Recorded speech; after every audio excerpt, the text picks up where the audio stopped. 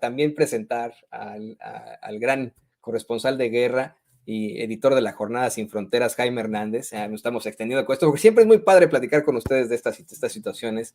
Por cierto, Jaime, hoy presentamos una de las notas de la Jornada Sin Fronteras con mucho disgusto, con mucha indignación, esta que habla sobre las determinaciones de DeSantis y cómo es que consigue salirse con la suya para que el Congreso de su estado le permita traficar humanos, que esa es la realidad, ¿no? Traficar humanos a otros estados. Te saludo con mucho gusto.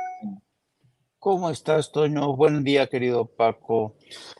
Pues fíjate que estaba yo, porque claro, es interesante cómo a veces los periodistas tenemos que llenar el vacío en momentos en que se dilucida la suerte de Genaro García Luna.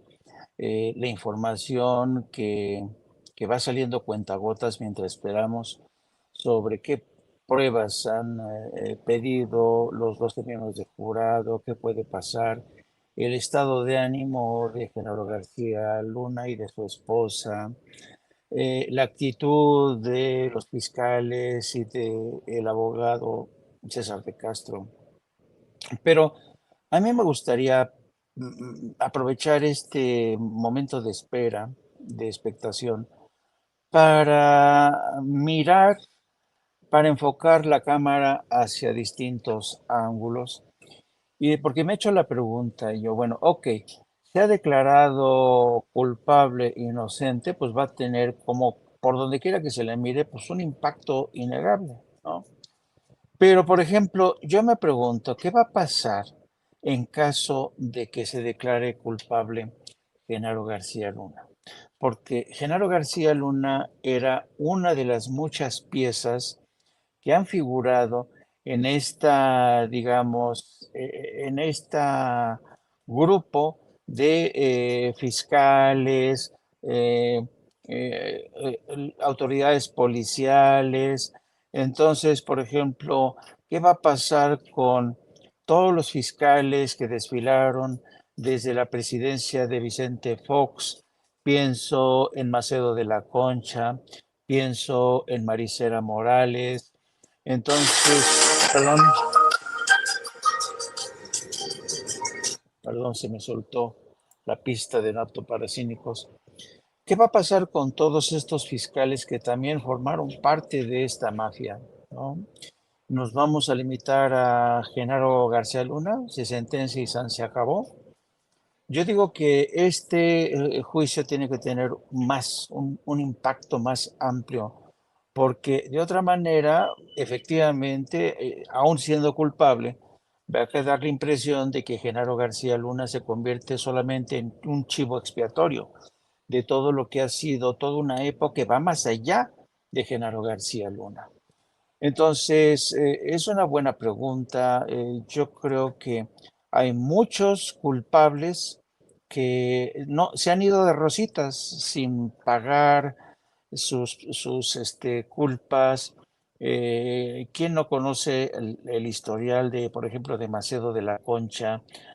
Cómo protegía incluso a dueños de medios de comunicación, la alianza establecida entre ellos dos, entre tanto el papel de Marisela Morales, ¿no? Que fue premiada en Washington, se le presentó como una de las mujeres más valientes y la verdad, Marisela Morales no es del todo inocente de todo lo que pasó. A lo que voy es que, insisto, yo creo que hay una especie de esfuerzo por acotar, ¿no? Por acotar el problema y solamente acotarlo a los tiempos de Felipe Calderón y Genaro García Luna. Pero el sistema ha estado podrido desde hace mucho tiempo. Entonces, el presidente de la República ha dicho que él es partidario de una suerte de ley de punto final, ¿no? De una ley de punto final como la que se suscribió en Argentina, ¿no? En la que los militares y todos los criminales, pues, se les perdonó, hubo una amnistía. Y sin embargo, a pesar de esa ley de punto final, Argentina ha tenido serias dificultades para avanzar como democracia las intentonas golpistas de los Carapintadas, que a mí me tocó cubrir, sabes, la tentación fascista, la derecha que es tremenda y que sigue ahí incrustada. Entonces, yo no sé si realmente sea hora de iniciar una cacería de brujas contra toda esta gente que participó en el crimen organizado de distintas formas. Lo que sí creo es que tiene que haber una revisión a profundidad, una limpieza, empezando por el aparato judicial que se dio de baja durante mucho tiempo y todavía encuentro yo incluso resistencia de muchos a aceptar que México se convirtió en un narcoestado. Y Estados Unidos, que le fascina jugar con ese término de narcoestado, pero que ellos mismos participan de esa economía a escala impresionante, porque la banca de Estados Unidos es la principal responsable del lavado de dinero, son los que han creado toda esta red de, de paraísos fiscales donde esconder los dineros. Son un sistema judicial bastante permisivo que permite a los delincuentes, a los criminales, convertirse en testigos protegidos para no terminar en el bote. Yo he dicho que en Estados Unidos, a pesar de que existe una ley, el Acta contra el Lavado del Dinero de 1986, a la fecha no vas a encontrar ni un solo director o presidente de una banca que esté en la cárcel por el delito de lavado de dinero, porque siempre llegan a un acuerdo. Y a mí realmente creo que el presidente de la República tuvo hoy razón, porque tal pareciera que el cáncer de esta enfermedad del narcotráfico empieza en la frontera sur de Estados Unidos. Y esto no es así. Esto no es así. Y yo creo que el caso de Genaro García Luna es un ejemplo porque hemos dicho que a pesar de que la DEA sabía hace más de 10 años de las andanzas de de Genaro García Luna, el Departamento de Justicia no quiso actuar, sino hasta tener el testimonio de Jesús el Rey Zambada en el juicio contra el Joaquín el Chapo Guzmán. Entonces, ha habido, sabes, un juego perverso de Estados Unidos para que nosotros nos convirtamos en una suerte de devoradores de pecados, ¿no? Nosotros hemos devorado todos los pecados de Estados Unidos. Nosotros hemos sido responsables de toda esta crisis, pero ¿y qué pasa con los laboratorios farmacéuticos? ¿Por qué no se habla de las peticiones que le ha hecho formalmente la DEA a la industria farmacéutica para que reduzca la producción de opioides o para que los médicos abusen en la emisión de recetas en las que a patadas recetan oxicodona y entonces todo esto, y según los análisis más serios que se han hecho en Estados Unidos, la crisis de los opiáceos empezó por una industria farmacéutica que era con una voracidad por hacer dinero, casi la misma lógica que los cárteles de la droga, y empezaron a retacar los botiquines de los hospitales, los botiquines de los hogares estadounidenses. Y cuando se sale de control, pues claro, los pacientes, la gente que se vuelve adicta, ya no puede recurrir a este tipo de opioides de forma legal, entonces tiene que recurrir a drogas como el fentanilo, que tiene un uso legal.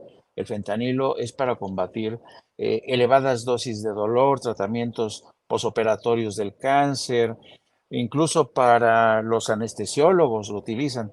Pero aquí lo que pasa es que hay un uso legal de fentanilo, pero ahora el uso ilegal es lo que se ha disparado precisamente por esta falta de una administración sabia a ese tipo de medicamentos de la industria farmacéutica que se da la circunstancia que es una de las principales, son como, al igual que la Asociación Nacional del Rifle, la industria farmacéutica es como el hada madrina de los partidos demócrata y republicano. Basta ver cualquier canal de televisión en Estados Unidos y cómo te bombardean las compañías farmacéuticas con sus productos, sus medicinas milagro, el último medicamento para que usted pueda dormir, el último medicamento para que combatir esto y lo otro.